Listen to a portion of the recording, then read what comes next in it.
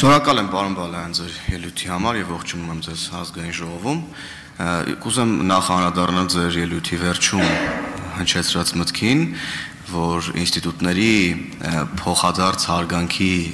կոնտեքստում դրան համահունչ ազգային ժողովը ճիշտ կլինի, որ հաստատի դատավորների խորհրդում կայացած որոշումը, բայց ազգային ժողովում յուրաքանչյուր պատգամավոր գիտեք, որ իր խղճի մտոք է քվեարկելու եւ ազգային ժողովը իր որոշումը կայացնի փակ գաղտնի քվեարկությամբ, իհարկե հաշվի առնելով մեր դատավոր գործընկերների կարծիքը նաեւ, բայց դա բնականաբար ընտրություն չի կարող կանխորոշել։ Հարցը պարոն Բալայան հետեւյալի մասին է, դուք հավակնում եք Հայաստանի Հանրապետության բարձրագույն պաշտոններից մեկին եւ ինձ համար կարեւոր է լսել ձեր մեկնաբանությունը 2018 թվականին Հայաստանում տեղի ունեցած քաղաքական փոփոխությունների վերաբերյալ, ինչպես եք դուք մեկնաբանում այդ գործընթացներն, այդ փոփոխությունները որպես Հայաստանի Հանրապետության քաղաքացի եւ կուզեմ որպես նաեւ երկրորդ հարցը վերաբերում է դատական համակարգին, բխեցնելով առաջին հարցիցս, ինչպես կգնահատեք փոփոխությունները, որոնք տեղի են ունեցել դատական համակարգում 2018 թվականից հետո ազատությունների, դատավորների կողմից իրենց իրավունքների իրացման եւ արդարադատության իրականացման կոնտեքստում։ Շնորհակալություն։ Շնորհակալություն հարցի համար։ Պարոն Հովհաննիսյան, ես ասացի ուրախ կլինեմ, եթե ազգային ժողովը վերահաստատի, բնավ իմ դիրքորոշման մեջ չկա այդպիսի նշույլ, որ դուք պետքա վերահաստատեք, էլի բնավ ես գիտակցում եմ, որ ազգային ժողովը այն մարմինն է, չեմ կարող չգիտակցել, որ ինքը փակ գաղտնի քվեարկությամբ պետք է որոշում կայացնի այս հարցի կապակցությամբ։ Ինչ վերաբերում է Հայաստանի Հանրապետությունում 2018 թվականից հետո տեղի ունեցած քաղաքական փոփոխություններին, ես այդ հարցին պետք է մի քիչ չեզոքությամբ պատասխանեմ, քանի որ դեռ դատավոր եմ, այս դահլիճից դուրս գալուց հետո անկախ ազգային ժողովի կողմից կայացված որոշումից պետք է շարունակեմ պաշտոնավարումը իմ, բայց ընդհանուր իմ գնահատականը տամ որպես քաղաքացի։ Հայաստանի կաշխատեմ մնամ չեզոքություն պահպանելով։ Իրողություն է, որ Հայաստանի Հանրապետությունում 2018 թվականին տեղի է ունեցել հեղափոխություն։ Ժողովրդի կամքով տեղի է ունեցել իշխանափոխություն, որևէ մեկը չի կարող դա կասկածի տակ դնել, որ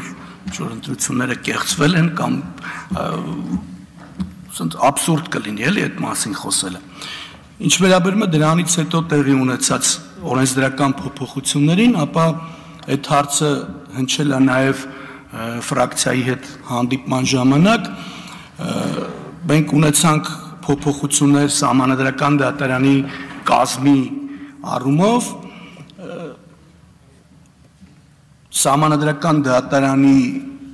4 դատավորներ, եթե չեմ սխալվում, դիմել էին եվրոպական դատարան, վիճարկելով Հայաստանի Հանրապետության կատարված փոփոխությունը, որի ուժով մի մասի լիազորությունները դադարել էր, մյուսի դադարել էր լինել նախագահ լինելուց։ Եվրոպական դատարանը ընդունելի չի համարել այդ գանգատը, արձանագրելով, որ սահմանադրական դատարանի դատավորը չի օգտվում մյուս դատավորների համար պետությունում տեղի ունեցող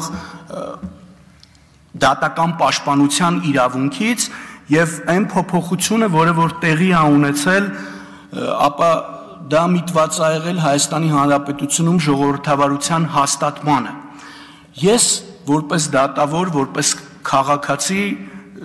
չեմ կարող հաշվի չնստել եվրոպական դատարանի կողմից արտահայտված դիրքորոշման հետ, ուստի ինչպես իմ, այնպես էլ բոլորի համար այդ որոշումը վերջնական է, լեգիտիմության որևէ հարց չի կարող Իսկն լեգիտիմ է այն փոփոխությունը, որը որ կատարվել է, դա որևէ մեկի կողմից չի կարող վիճարկվել։ Ինչ վերաբերում է դատական համակարգում, Պարոն Բալայան, առաջարկում եմ արձագանքից հետո շարունակել։ Ժամատախտակը ձախ վերևի անկյունում է, համեցեք։ Արձագանքեմ դուք կշարունակեք ձեր միտքը, պարոն Բալայան, ամբողջությամբ ընկալելի է ձեր պաշտոնից բխող պատասխանը նաև, բայց ես կարծում եմ, որ չգիտեմ, մեր ժողովրդի համար դատավորների պատասխանները, որոնք բնականաբար բխում են իրենց պաշտոնից, ունեն որոշակի սահմանափակող բնույթ, ժողովրդի համար անհասկանալի են դառնում։ Ես կարծում դուք հասկանում եք, ես ինչի մասին եմ խոսում։ Ավելի բաց, ավելի պարզ, ավելի հասկանալի կարծում եմ կարելի է ուրեմն կարող են խոսել դատական համակարգի ներկայացուցիչներն, ավելի հաճախ խոսեն ժողովրդի հետ, ավելի հաճախակի խոսեն ժողովրդի հետ, այդպիսով ավելի բարձրացնելով դատական իշխանության նկատմամբ վստահությունը մեր հասարակության կողմից։ Եվ խնդրեմ շարունակեք ձեր խոսքը, շնորհակալ եմ։ Պարոն Հովհաննիսյան, ուրեմն ես որպես դատավոր երևի թե այն դատավորներից եմ, որ բազմաթիվ հարցազրույցներ եմ տվել, չեմ կաշկանդվել դատավորի պատմուճանով, չեմ թաքնվել ինչ-որ դրա տակ եւ հանրայնացրել եմ իմ դիտարկումները։ Ես որպես դատավոր դեմ եմ եղել ընդունված օրենքներին կապված դատական բարեփոխումների հետ եւ ես իրավունք ունեցել եմ արտահայտեմ այդ կարծիքը, դատավորի չեզոքությունը ինձ չի արգելել այդ կարծիքը արտահայտելու, քանի որ այդ օրենսդրական փոփոխությունները վերաբերվել են հենց դատական համակարգին։ Ասեմ ինչումն է խնդիրը։ Տեսեք, բարձրագույն դատական խորհուրդը, թե արդարադատության խորհուրդը,